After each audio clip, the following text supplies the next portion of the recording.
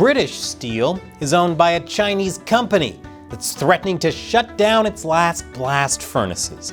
How could this have happened? Welcome to China Uncensored, I'm Chris Chappell. The United Kingdom is famous for a lot of things: Stonehenge, crown jewels, smiles that make it look like they were chewing on Stonehenge and the crown jewels. But starting the Industrial Revolution is definitely one of its most important contributions to the world. On the culinary front, they had less to offer. Yeah, I'd rather chew on Stonehenge and the crown jewels too. But now, the UK is close to becoming the only G7 nation without any domestic steel production ability. That's right, none. Surely the death of manufacturing and production won't have any catastrophic consequences for a country. So sit back and behold the sad tale of British steel. No, not Judas Priest's British steel. This one. British steel used to be a pretty big deal. Back in 1967, it employed about 350,000 people. Now it's only around 4,000, with only 2 remaining blast furnaces in the quaint town of Scunthorpe, possibly the most British-sounding city in the whole world, unless there's a York pub rugby hooliganshire. But anyway, most of those jobs are now at risk because the company is considering closing those blast furnaces in June. British Steel has had financial problems for a long time. Back in 2019, it was placed into an insolvency process. There were lots of things the British government could have done to save British Steel and all the jobs they provide, but instead they sold to China. In 2020, the Jingye Group, one of China's leading steelmakers and multinational conglomerates, completed a buyout of British Steel, thus saving Britain's historic steel sector and thousands of British jobs.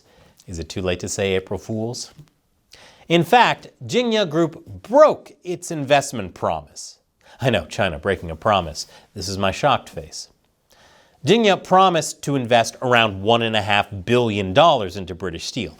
But as of 2022, it had only invested a little over $200 million. And that money was in the form of loans. That meant that if the Scunthorpe plant were to fail, Jingye would be repaid before any money went to staff, suppliers, or other creditors. Meanwhile, Jingye has been operating British Steel at a loss. In fact, British Steel has said it's suffering daily losses of over $900,000. Why, it almost sounds like a controlled demolition of the UK steel industry by a hostile foreign power. Not that the UK government didn't have a role to play. Besides selling to China, they were pushing a radical green agenda. As part of its net zero carbon goal for 2050, UK steelmakers faced massive carbon taxes worth almost $200 million annually. UK Steel's Director General put it this way: for far too long, the UK steel industry has been crippled by high industrial electrical prices, placing a heavy burden on the industry's competitiveness, profitability, and ability to invest in future growth. But don't worry, China had plenty of advice for how the UK could deindustrialize itself. There were talks during this time involving the UK government and Jingye on how to make British steel more environmentally friendly, because we all know how environmentally friendly the Chinese Communist Party is. What this meant was switching from their current tech to electric arc blast furnaces, a massive undertaking that's predicted to cost about $2.6 billion. But British Steel under Jingye was bleeding money. So in 2022, Jingye asked British ministers for a bailout to help cover the transition costs, among other things. At the time, they asked for about $650 million. But doubts about Chinese state-owned companies like Jingye meant funding was not forthcoming. Luckily for Jingye, the British government has changed since then, so now they're asking for money again. But this time, about $1.3 billion. Why the huge price jump? Well, Jingye is blaming President Trump's tariffs for British Steel's troubles. Surely the British government wouldn't be so stupid that, yes, they wanted to give them the money. But not the $1.3 billion, the original $650 million Jingye asked for. Only Jingye is now rejecting the offer and is threatening to shut the whole industry down permanently. Yes, China is literally holding British steel and thousands of jobs hostage.